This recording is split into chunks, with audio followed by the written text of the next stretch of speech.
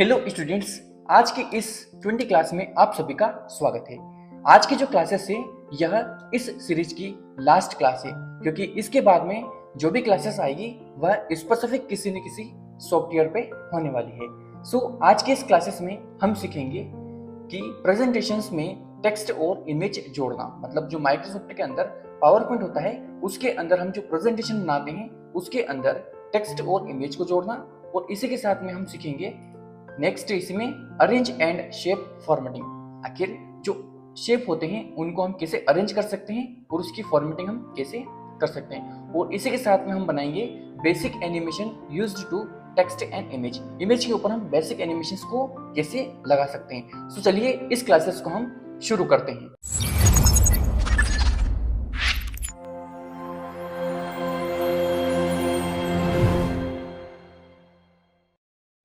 Basically सबसे पहले हम समझते हैं यहाँ पर प्रेजेंटेशन में टेक्स्ट जोड़ना। देखिए, जब भी हम किसी प्रकार की प्रेजेंटेशन बनाते हैं तो उस प्रेजेंटेशन के अंदर हम किस प्रकार से टेक्स्ट को जोड़ सकते हैं, लेकिन उससे पहले हमें यहाँ पर इसकी जो डेफिनेशन है उसे समझना होगा। उसे आप यहाँ पे समझ लीजिएगा।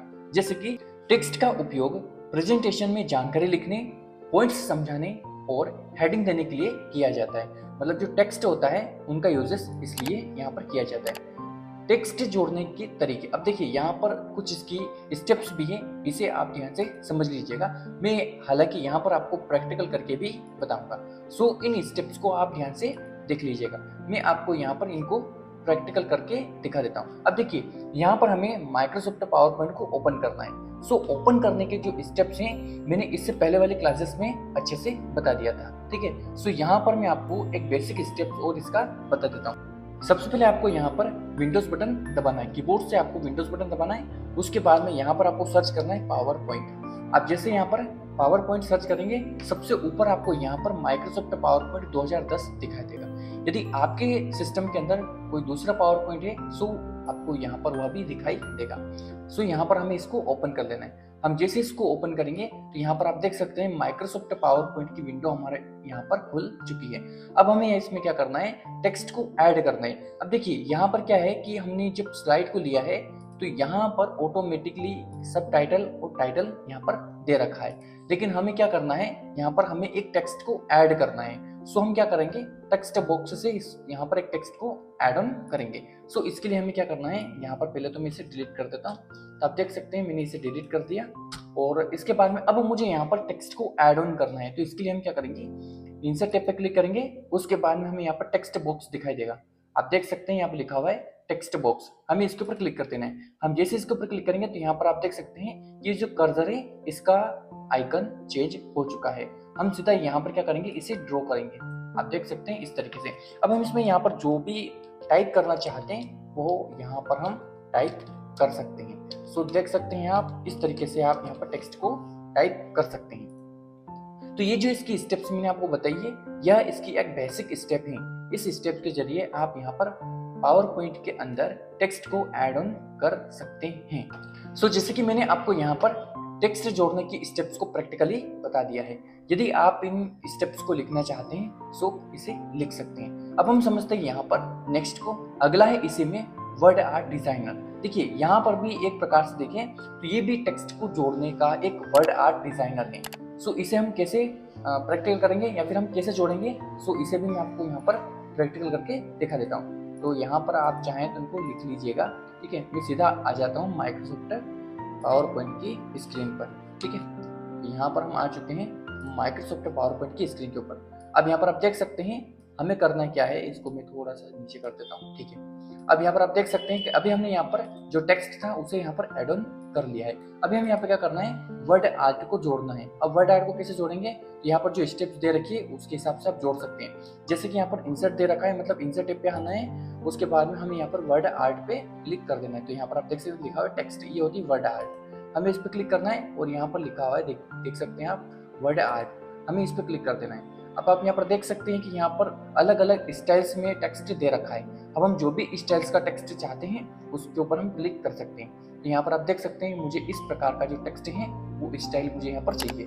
मैंने इसके ऊपर क्लिक कर दिया। तो यहाँ पर आप देख सकते हैं कि उसी स्टाइल्स का टेक्स्ट यहाँ पर आ चुका है। तो यहाँ पर मैं जो भी लिखना चाहता हूँ वो यहाँ पर मैं टाइप कर सकता हूँ। तो आप देख सकते हैं मैंने यहाँ पर एक काम करता हूँ, मैंने यहाँ पर मेरा ही नाम टाइप किया है। सो आप देख सकते हैं कि ये जो टेक्स्ट आर्ट हैं इस तरीके से स्टाइलिश आप यहाँ पर इसको इंसर्ट कर सकते हैं। और बाकी यदि इसमें आप फॉर्मेटिंग करना चाहते हैं तो यहाँ पर आप देख सकते हैं इसकी फॉर्मेटिंग के लिए भी यहाँ पर कुछ स्टेप्स दे रखी है। मैं सीधा यहाँ पर आपको प्रैक्टिकल करके इनको दिखा देता हूँ।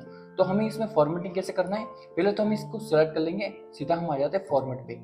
यहाँ पर मैं इसको थोड़ा सा बड़ा लेता हूँ, ठीक है, मैं आ जाता हूँ सीधा यहाँ पर फॉर्मेट पे। अब यहाँ पर आप देख सकते हैं इसकी बहुत सारी फॉर्मेटिंग्स दे रखी है। वर्ड आर्ट स्टाइल्स में आना है, उसके बाद में हम यहाँ पर जो भी स्टाइल्स बदलना चाहते हैं उस स्टाइल्स को यहाँ पर हम बदल सकते हैं। तो आप देख सकते हैं ऐसे स्टाइल्स को हम बदल सकते हैं। उसके बाद में यदि हमें टेक्स्ट का फिल कलर चेंज करना है तो हम यहाँ से इसका फिल कलर भी चेंज कर सकते हैं। फिल कलर में से जो अंदर का कलर है उसका वो, और ये जो आपको रेड कलर में दिखाई दे रहा है ये इसकी आउटलाइनिंग का कलर है, ठीक है। तो यहाँ पर हम अंदर का कलर चेंज करने वाले हैं, तो फिल कलर। अभी हमें यहाँ पर टेक्स्ट की आउटलाइनिंग का कलर भी चेंज करना है, तो सिंपल हम यहाँ पर टेक्स्ट की आउटलाइनिंग का कलर भी चेंज कर सकते हैं। तो यहाँ पर आप देख सकते हैं इसका जो कलर है वो आपको चेंज होता हुआ दिखाई देगा।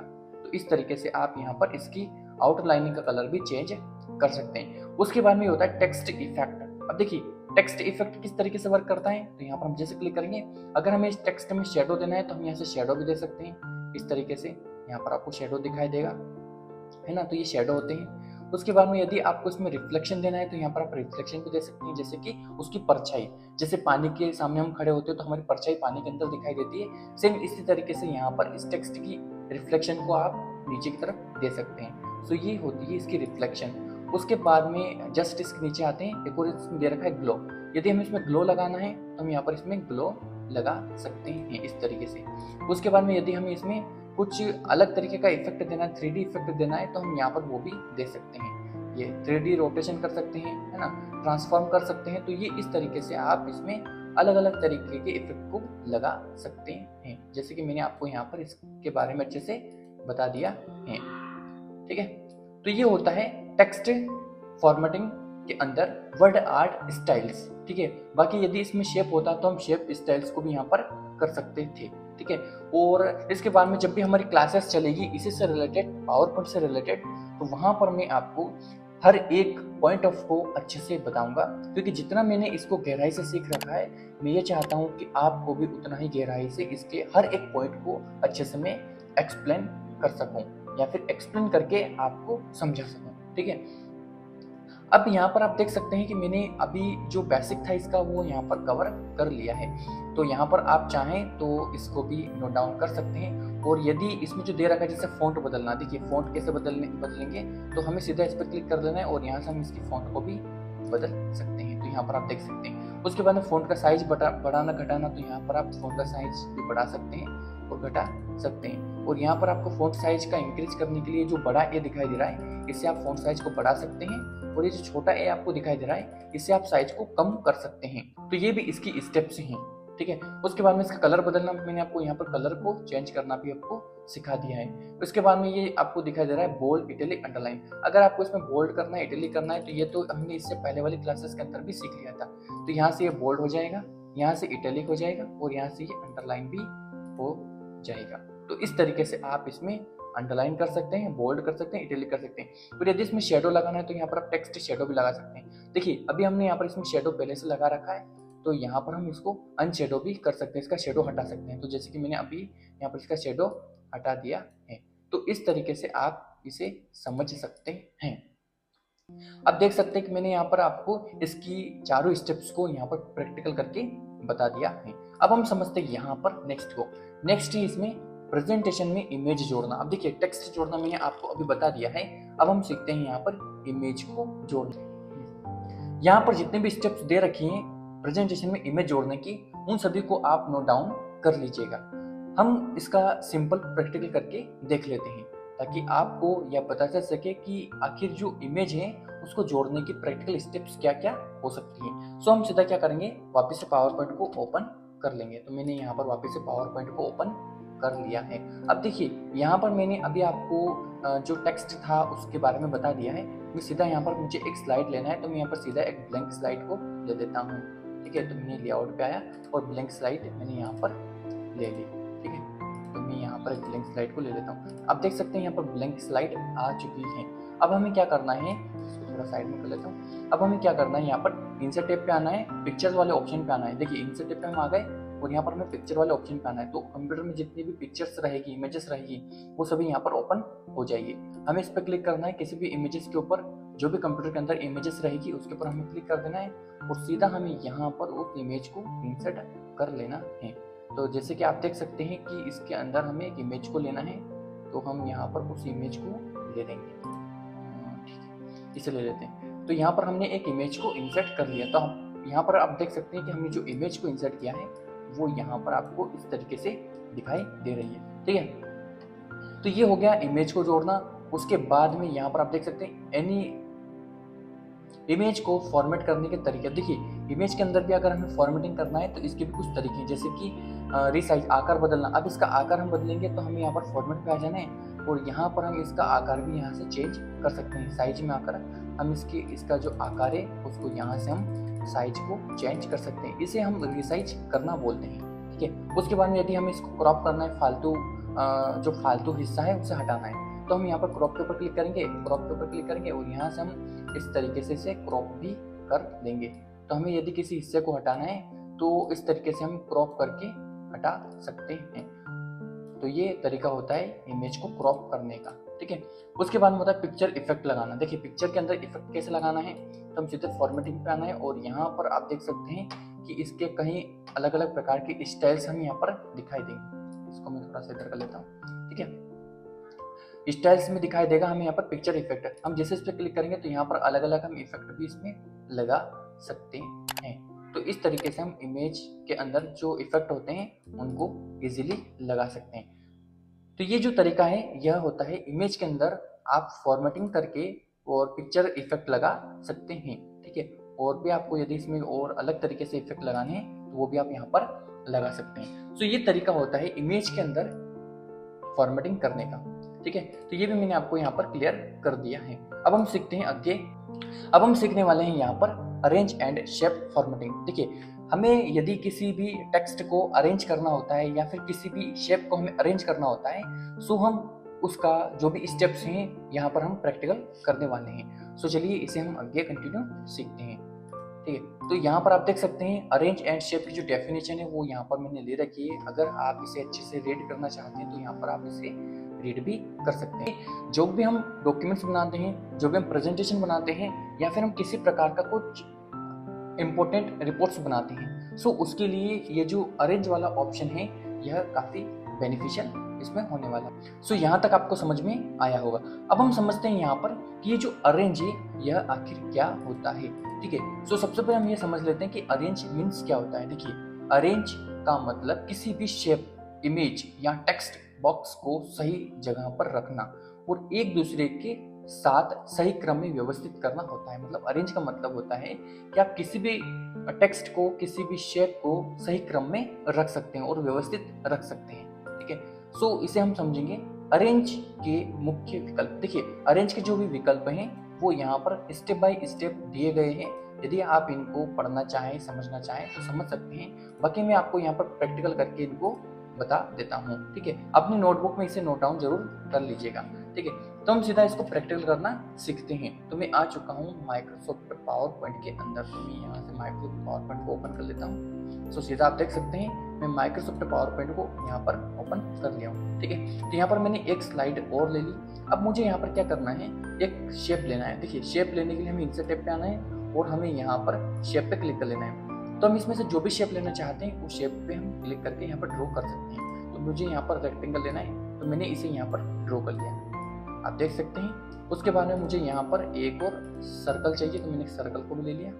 ठीक है, उसके बाद में मुझे यहाँ पर एक राउंडेड रेक्टेंगल चाहिए तो मैंने यहाँ पर राउंडेड रेक्टेंगल भी ले लिया है। ठीक है, उसके बाद में यहाँ पर हम एक और ट्रायंगल ले लेते हैं तो मैंने यहाँ पर एक और ट्रायंगल भी ले लिया है। अब यहाँ पर आप देख सकते हैं कि जो चारों शेप है आपको यहाँ पर दिखाई दे रहे हैं। अब मैं यहाँ पर चारों में फॉर्मेटिंग कर देता हूँ। तो यहाँ पर मैं आपको फॉर्मेटिंग करना भी साथ में सिखा रहा हूँ, आप ध्यान से समझिएगा।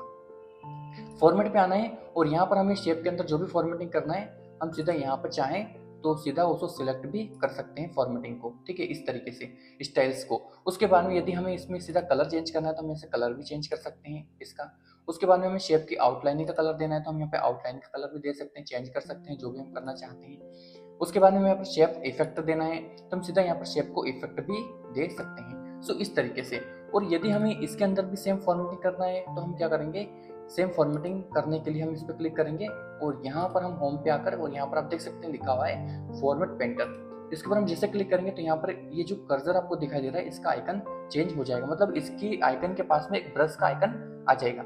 हम जैसे ही यहाँ पर किसी भी शेप के ऊपर क्लिक करेंगे तो इसके ऊपर जो फॉर्मेटिंग लगी हुई है वह इसके ऊपर भी आ जाएगी। जैसे कि मुझे इसी के ऊपर जो फॉर्मेटिंग है वही फॉर्मेटिंग मुझे यहाँ पर ये जो ट्रायंगल दिखाई दे रहा है इसके ऊपर भी करना है। तो मैं इसके ऊपर जैसे क्लिक करूंगा तो आप देख सकते हैं इसके ऊपर की जो फॉर्मेटिंग है वो सेम इसके ऊपर भी आ जाएगी। इसी तरीके से आप इस टूल्स का यूजेस आप किसी दूसरे टेक्स्ट के ऊपर भी कर सकते हैं, किसी दूसरे शेप के ऊपर भी कर सकते हैं, तो ये हर जगह काम करेगा। अब हमें यहाँ पर इस सर्कल के ऊपर कोई दूसरा कलर करना है या फिर कोई दूसरा फॉर्मेटिंग करना है तो हम यहाँ पर कर सकते हैं और इसके ऊपर हम कोई दूसरा कर लेते हैं। सो यहाँ पर मैंने आपको बता दिया है शेप फॉर्मेटिंग, तो ये होती है शेप फॉर्मेटिंग। साथ ही साथ हमने यहाँ पर शेप फॉर्मेटिंग को भी समझ लिया है। अभी आप देख सकते हैं यहाँ पर अरेंज का ऑप्शन हमें दिखाई दे रहा है, लेकिन इसके अंदर सभी ऑप्शन अभी अनएक्टिव है। अनएक्टिव इसलिए है क्योंकि यहाँ पर हमने क्या किया है, किसी भी एक पर्टिकुलरली ऑब्जेक्ट को सिलेक्ट नहीं किया है। यदि हम शेप को सिलेक्ट कर लेते हैं और यहाँ पर क्लिक करते हैं तो यहाँ पर आप देख सकते हैं कि सभी ऑप्शन हमें यहाँ पर दिखना शुरू हो जाएंगे। सो यहाँ पर आप देख सकते हैं जैसे लिखा है सबसे ऊपर ब्रिंग टू फ्रंट, ठीक है। इसी तरीके से लिखा है send to back, bring forward और सेंड बैकवर्ड। तो इनका मतलब क्या होता है समझिएगा ध्यान से कि अभी ये जो शेप आपको यहाँ पर दिखाई दे रहा है इसको मैं थोड़ा नीचे कर लेता हूँ, इसे थोड़ा ऊपर कर लेता हूँ। तो यहाँ पर आप देख सकते हैं कि जो शेप है यह अभी सबसे नीचे है। सबसे नीचे का मतलब ये होता है कि जो ट्रायंगल आपको दिखाई दे रहा है इससे नीचे क्या है, ये जो रेड वाला आपको यहाँ पर राउंडेड रेक्टेंगल दिखाई दे रहा है, ये इसके नीचे सर्कल है और सर्कल के नीचे ये रेक्टेंगल यहाँ पर दिखाई दे रहा है, ठीक है। तो अभी हमें क्या करना है, इसको अरेंज करना है। अरेंज का मतलब ये होता है कि हमें इसको क्रम में करके सबसे ऊपर लेके आना है, ठीक है। सो इसके लिए हम क्या करेंगे, यहाँ पर हम अरेंज पे क्लिक करेंगे। इसे हम कर लेंगे यहाँ पर ब्रिंग टू फ्रंट, तो ये सबसे ऊपर आ जाएगा। जैसे क्लिक करेंगे तो आप देख सकते हैं कि ये सबसे ऊपर आ चुका है। मैं इसका कलर चेंज कर देता हूँ ताकि आप इसे अच्छे से समझ पाओ, ठीक है। तो मैंने इसको ब्लैक कलर कर दिया। अब मैं जैसे इसको यहाँ पर लेके आऊंगा तो आप देख सकते हैं कि ये जो आपको ट्रायंगल दिखाई दे रहा है इसके ऊपर ये आ चुका है, तो ये सबसे ऊपर आ गया, ठीक है। इसी तरीके से यहाँ पर कोई दूसरा ऑप्शन है, इसका मतलब ये होता है send to back. Send to back मतलब सबसे पीछे ले जाने के लिए। मतलब ये जो ऊपर का ऑप्शन आपको दिखाई दे रहा है ये होता है ब्रिंग टू फ्रंट, सबसे ऊपर करने के लिए, और ये होता है सबसे नीचे करने के लिए। तो हम जैसे इसके ऊपर क्लिक करेंगे तो आप देख सकते हैं यहाँ पर ये सबसे नीचे चला गया, ठीक है। तो ये होता है सेंड टू बैक। और इसी तरीके से यदि आपको ब्रिंग फॉरवर्ड करना है, ब्रिंग फॉरवर्ड का मतलब होता है स्टेप बाय स्टेप ऊपर लाना, और सेंड बैकवर्ड का मतलब होता है स्टेप बाय स्टेप पीछे करना। अब मान लो कि मुझे यहाँ पर ये जो सर्कल दिखाई दे रहा है इसी से इसको सिर्फ ऊपर लाना है, बाकी सर्कल को सबसे पीछे करना है। तो इसके लिए हम क्या करेंगे, वापस से अरेंज पे क्लिक करेंगे और यहाँ पर ब्रिंग फॉरवर्ड के ऊपर क्लिक करेंगे। तो इससे क्या होगा कि ये जो सर्कल आपको यहाँ पर दिखाई दे रहा है, समझिएगा ध्यान से, इसके यह ऊपर आ जाएगा। एक बार फिर हम इसके ऊपर क्लिक करेंगे तो ये जो राउंडेड रेक्टेंगल था रेड कलर में, इससे यह ऊपर आ चुका है, ठीक है। तो इस तरीके से आप इसे कर सकते हैं। और इसी तरीके से यदि हम इसको सेंड बैकवर्ड करेंगे तो ये स्टेप बाय स्टेप पीछे चला जाएगा। जैसे कि अभी मैं इसको सबसे ऊपर कर लेता हूँ, तो आप देख सकते हैं अभी मुझे सिर्फ इस ट्रायंगल के पीछे ले जाना है इसको, तो मैंने यहाँ पर क्या किया, इसको सेंड बैकवर्ड कर दिया। तो आप देख सकते हैं ट्रायंगल के पीछे चला गया। एक बार फिर से मैं यहाँ पर सेंड बैकवर्ड कर देता हूँ तो ये जो रेड कलर का रेक्टेंगल दिखाई दे रहा है इसके भी पीछे चला गया। और इसी तरीके से मैं सेंड बैकवर्ड कर देता हूँ तो आप देख सकते हैं सबसे पीछे चला गया, ठीक है। तो ये जो तरीका है ये होता है अरेंज करने का, ठीक है। सो सिंपल लैंग्वेज में आपको यह समझ में आया होगा। अब हम समझते हैं यहाँ पर नेक्स्ट ऑप्शन को। अगला ऑप्शन है इसमें ग्रुप का। अब देखिए ग्रुप का मतलब होता है समूह बनाना। अब समूह कैसे बनेगा, तो यहाँ पर आप देख सकते हैं कि अलग अलग शेप यहाँ पर आपको दिखाई दे रहे हैं। यदि हम इन सभी शेप को एक साथ सिलेक्ट करते हैं तो ये जो ऑप्शन आपको यहाँ पर दिखाई दे रहा है ग्रुप का, यह एक्टिव हो जाएगा। अभी ये अनएक्टिव दिखाई दे रहा है। जैसे हम यहाँ पर इन सभी शेप को एक साथ सिलेक्ट करते हैं तो आप देख सकते हैं कि यहाँ पर जो ऑप्शन दिखाई दे रहा है हमें ग्रुप का, यह एक्टिव हो चुका है। हम जैसे इसके ऊपर क्लिक करेंगे तो ये जितने भी शेप है ये सब एक हो जाएंगे। देखना कि यहाँ पर यदि मैं इस एक शेप को इधर से इधर ले जाता हूँ तो यह सिंगल जा रहा है। और यदि मैं इन सबको सिलेक्ट करके और ग्रुप कर देता हूँ तो ये सब एक हो जाएंगे। अब देख सकते हैं सब एक हो चुके हैं। अगर मैं किसी एक को सिलेक्ट करता हूँ तो ये सब अपने आप सिलेक्ट हो जाएंगे। और यदि मैं किसी एक को एक जगह से दूसरी जगह पर मूव करता हूँ तो सभी अपने आप मूव होना शुरू हो जाएंगे। क्यों? क्योंकि मैंने इन सभी को ग्रुप कर दिया है। अब देखिए, अभी हमने ग्रुप करना सीखा। मान लो कि अभी हमें इनको अनग्रुप करना है, तो यहाँ पर आप देख सकते हैं अनग्रुप वाला जो ऑप्शन है वह एक्टिव हो चुका है। हम सीधा इसके ऊपर क्लिक करेंगे तो आप देख सकते हैं ये सभी अनग्रुप हो चुके हैं। तो आप चाहें तो किसी को भी इधर से उधर कर सकते हैं। तो ये होता है अनग्रुप करना। हमने वापस से सबको सिलेक्ट कर लिया और जो ऑप्शन है रीग्रुप करने का, रीग्रुप का मतलब ये होता है कि जो आपने पहले ग्रुप किया था वो सभी वापस से रीग्रुप हो जाएंगे, मतलब ग्रुप में वापस से आ जाएंगे। सो इस तरीके से वापस से ग्रुप में आ गए। तो ये जो तरीका है यह इनको रीग्रुप करने का होता है। अगला है यहाँ पर पोजीशन ऑब्जेक्ट। देखिए, अगर हमें इसकी पोजीशन बनाना है तो हम कैसे बनाएंगे। अभी हमारा जो यहाँ पर आप देख पा रहे होंगे कि हमारी जो स्टेप्स थी वह स्टेप्स सिर्फ ग्रुप तक थी। अभी हमें यहाँ पर सीखना है शेप को रोटेट करना। तो हम यहाँ पर रोटेट कैसे करेंगे। सो सिंपल, आप देख सकते हैं कि अभी यहाँ पर जो शेप आपको दिखाई दे रहा है ये सभी ग्रुप में है। अभी हमें इनको रोटेट करना है तो हम सिंपल यहाँ पर रोटेट के ऊपर क्लिक करेंगे तो आप देख सकते हैं इनको जिस तरफ आपको रोटेट करना है, जिस तरीके से आपको रोटेट करना है तो आप यहाँ पर कर सकते हैं। तो यहाँ पर यदि आप रोटेट राइट 90 डिग्रीज में करना चाहते हैं तो राइट तरफ 90 डिग्रीज में हो जाएगा, लेफ्ट 90 डिग्रीज में करना है तो लेफ्ट 90 डिग्रीज में हो जाएगा। इस तरीके से यदि फ्लिप वर्टिकल करना है तो फ्लिप वर्टिकल हो जाएगा और हॉरिजॉन्टल फ्लिप करना है तो हॉरिजॉन्टल फ्लिप भी हो जाएगा। अब दोनों में तीनों में डिफरेंट क्या है, तो यहाँ पर मैं आपको एक इमेज लेता हूँ और उस इमेज से इनको रोटेट कराना सिखा देता हूँ तो आपको यह क्लियर हो जाएगा। ये जो इमेज है इसी को हम यहाँ पर नॉर्मल कर लेते हैं, ठीक है। अब देख सकते हैं तो हम यहाँ पर आ जाते हैं वापस से अरेंज में और यहाँ पर हम रोटेट में आ जाते हैं। तो रोटेट में आप देख सकते हैं कि जो इमेज है वो किस तरीके से रोटेट हो रही है, इस तरीके से। और यदि इसे हमें फ्लिप करना है तो हम फ्लिप भी कर सकते हैं, मतलब सीधा उल्टा।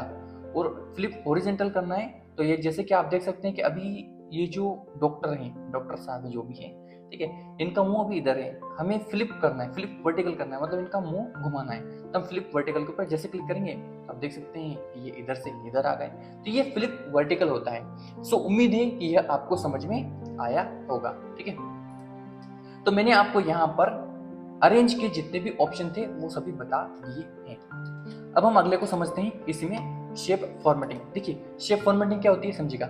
शेप फॉर्मेटिंग का मतलब किसी भी आकृति का रंग, बॉर्डर, साइज और इफेक्ट बदलना। इससे हमारा डॉक्यूमेंट्स और प्रेजेंटेशन ज़्यादा आकर्षक दिखता है। जैसे कि मैंने जस्ट अभी आपको प्रैक्टिकल करके दिखा दिया है। इसकी जो स्टेप्स हैं उन स्टेप्स को भी आप यहाँ पर देख लीजिएगा, ठीक है। इससे पहले अभी जस्ट मैंने आपको यहाँ पर इसके बारे में प्रैक्टिकल करके दिखाया था।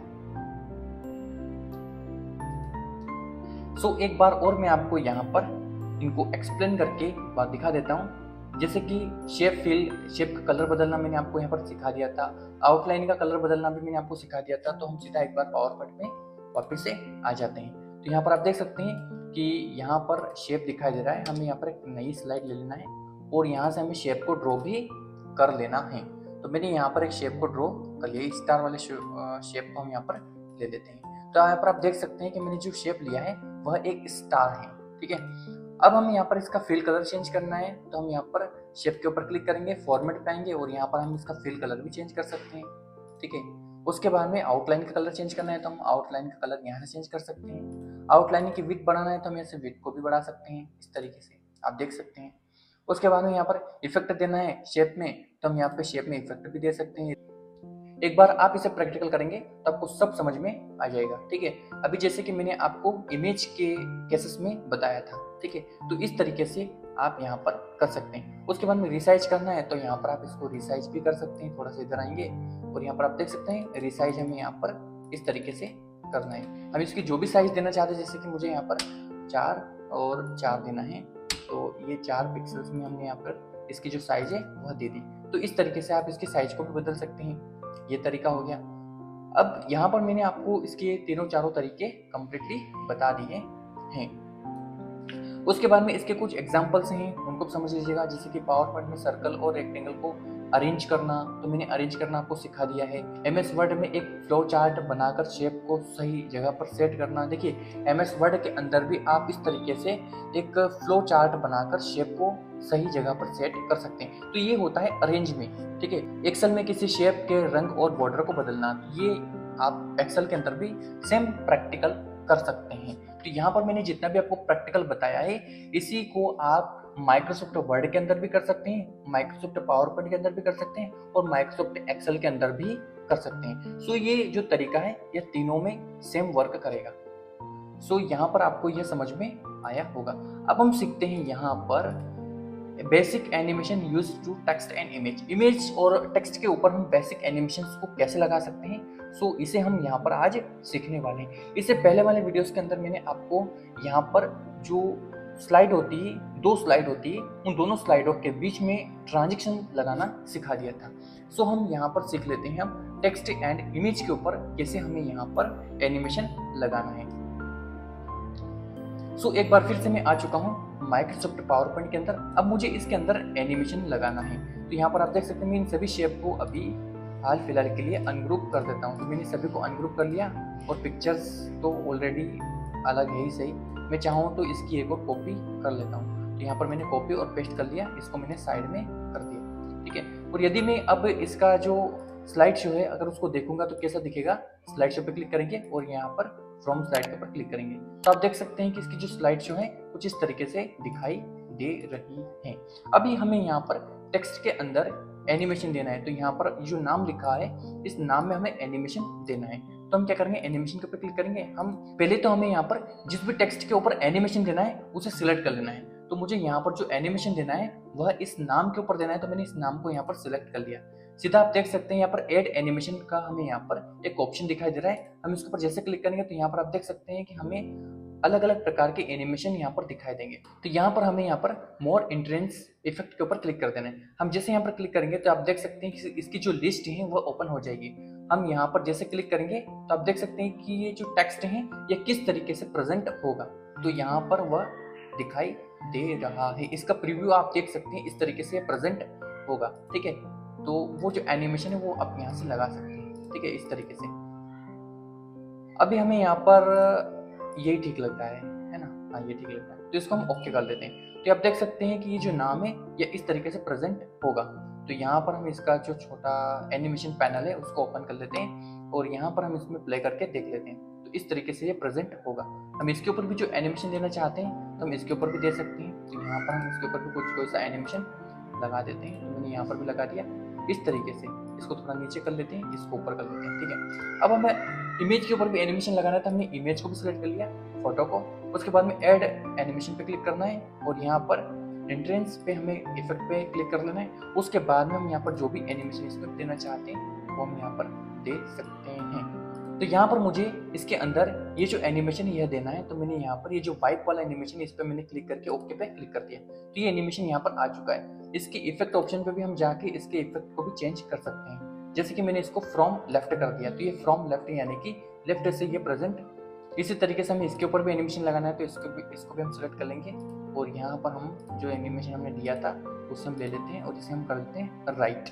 इसको लेफ्ट किया था, इसको राइट कर देते हैं। तो ये दोनों यहाँ पर हमने दे दिए। अभी हमें यहाँ पर शेप के ऊपर सभी शेप के ऊपर एनिमेशन देना है तो हम सभी को सिलेक्ट कर लेंगे एक साथ और यहाँ पर हम इन सभी को एनिमेट कर सकते हैं इस तरीके से, इस तरीके से, इस तरीके से, ठीक है। इसके ऊपर कौन सा लगाएं, ये स्पाइनर, ठीक है, हाँ ये वाला लगा लेते हैं। तो आप देख सकते हैं यहाँ पर भी मैंने एनिमेशन लगा दिए, चारों के ऊपर एक ही एनिमेशन लगाया है इस तरीके से। अब मुझे यहाँ पर ये जो स्टार दिखाई दे रहा है इसके ऊपर भी एनिमेशन लगाना है और या फिर यहाँ से भी हम लगा सकते हैं एनिमेशन जो भी हम लगाना चाहते हैं।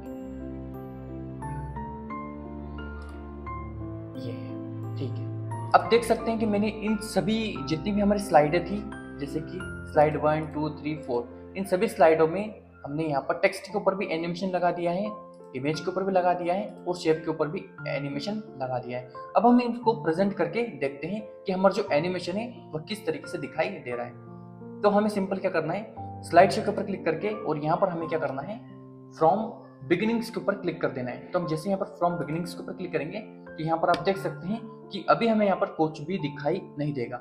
क्यों नहीं दिखाई देगा? क्योंकि हम जब तक किसी प्रकार का क्लिक नहीं करेंगे तब तक हमें यहाँ पर कुछ भी दिखाई नहीं देगा।